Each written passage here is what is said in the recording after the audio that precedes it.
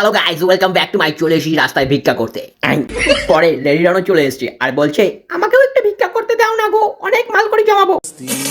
পুরে সাই তো 3 নম্বর মালটাও চলে এসেছে। এবার তো মনে হচ্ছে আমার ধান্দায় লস হয়ে যাবে। এরা মনে হচ্ছে ডান্স ফান্স ছেড়ে দিয়ে ধান্দা চেঞ্জ করে দিয়েছে আমার মতন।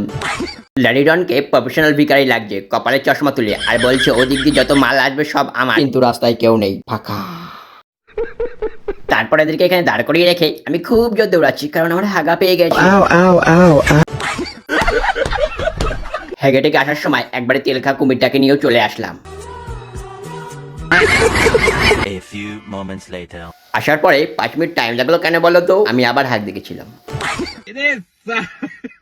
না না, অনেক হাগা টাকা হয়েছে, এবার চলো আসল কাজ করা যাক। তারপরে এদের রাস্তায় দাঁড় করে দিয়েছি আর বলছি পজিশন ঠিক করে দিলাম, এইভাবেই কিন্তু ভিক্ষা করবে। সঙ্গে আমিও দাঁড়িয়ে পড়লাম আর শুরু করে দিলাম।